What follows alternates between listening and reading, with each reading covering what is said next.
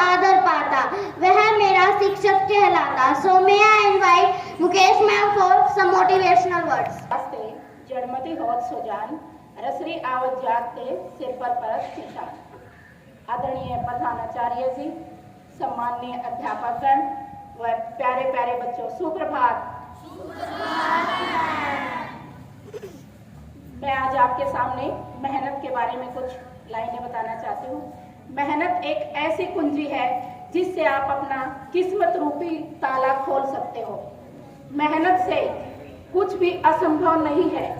मेहनत के बल पर हर असंभव को आप संभव कर सकते हो। चाहे समुद्र को लांघना हो या पर्वत को चीरना हो, मेहनत के बल पर सब कुछ संभव है। इस पर मैं एक छोटी सी घटना या यथार्थ कहानी के समझाना चाहूंगी। आपने दशरथ मांझी का नाम तो सुना ही होगा। दशरथ मांझी, जिन्होंने ये ठान लिया था कि मैं इस पहाड़ को, इस पर्वत को चीरकर रास्ता बना दूंगा, और उसने ये कर डाला था। ना उसके पास कोई साधन था, सिर्फ था तो मेहनत।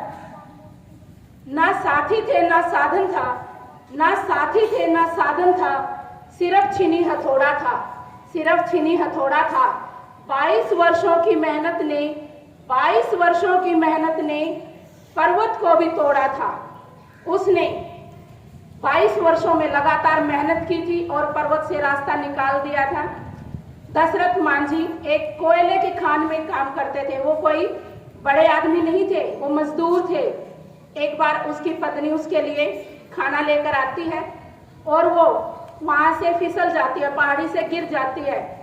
अब पहाड़ी रास्ता उबड़ खाबड़ होता है, फिसलन वाला होता है, तो उस पर फिसलकर उसको काफी चोटें आ जाती है। अब दशरथ मांझी अपनी पत्नी को अस्पताल लेकर जाते हैं, लेकिन अस्पताल वहां से 55 किलोमीटर दूर था। वह समय पर अपनी पत्नी को अस्पताल नहीं पहुंचा पाए और उपचार या इलाज ना मिलने की वजह से उनकी पत्नी का देहांत हो जाता है। इसके बाद दशरथ मांझी ये ठान लेते हैं कि जिस वजह से मेरी पत्नी का देहांत हुआ है, मैं उस पर्वत को चीर दूंगा। और जब वो शुरुआत करते हैं तो शुरू में लोग उनका मजाक उड़ाते हैं कि ये क्या करने जा रहे हैं, ये असंभव है।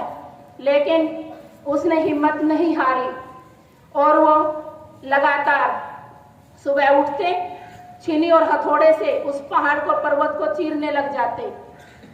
ऐसे ही सिलसिला 1960 से 1982 तक चला, लगभग 22 साल।